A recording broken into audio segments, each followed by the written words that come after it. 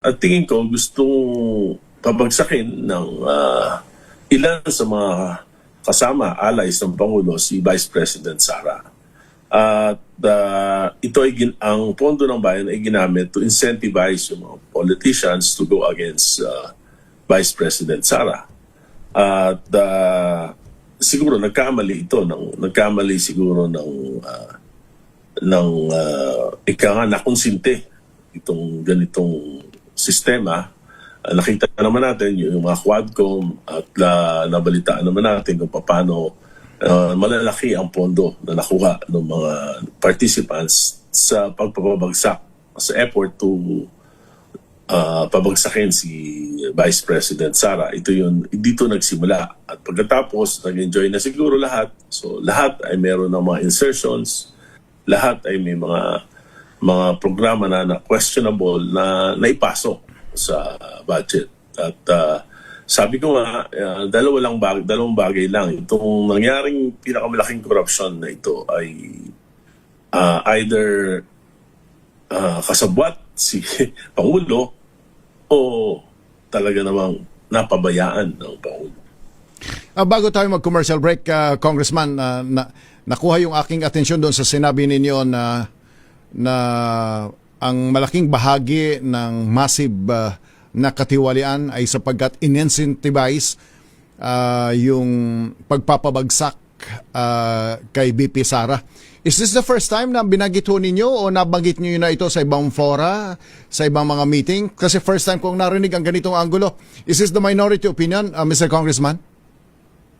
It is the opinion of the senior minority leader. Ako po yun, opinion ko po yun na talaga namang pinag-aaralan ko kung ano yung nangyari at na nakita ko ito yung nangyari na bagay na ginamit ito para pabagsakin si BP Sara at iangat si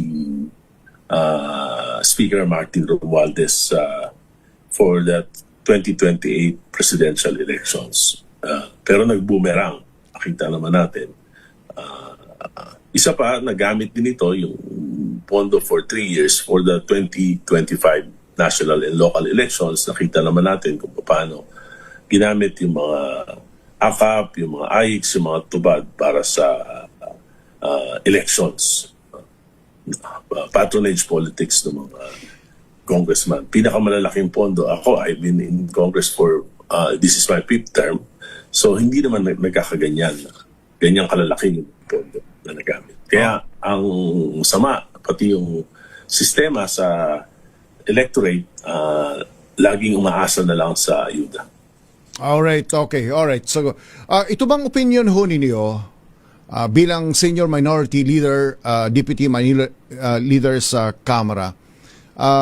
Is this being shared or shared by other minority members o mag-isa lang ho kayo sa opinion na ito? Na ulitin ko, ang opinion ho ninyo, kaya naging massive ang katiwalaan sa gobyerno dahil in-incentivize ang pagpapabagsak sa pangalawang Pangulo. Ito, may consensus ba ang minority bloc sa ganitong opinion? O ito'y sariling opinion lang po ninyo, Mr. Congressman? Sarili ko lang po sapagkat alam nyo, iba-iba ang meron po kaming Makabayan Bloc na iba far left, meron kaming Akbayan, iba-iba talaga yung advocacies ng mga members of the minority. Meron lang kami mga ilang pinagkakaisahan. Alright, babalikan natin si Congressman hindi ko po sinasabi na walang pagkakasala si Vice President Sara. Kaya lang po, sa halip na ito ay tugisi ng barangal, yung nangyari po ay talaga namang ginamit yung kapangyarihan at salapi ng bayan para siya tugisin.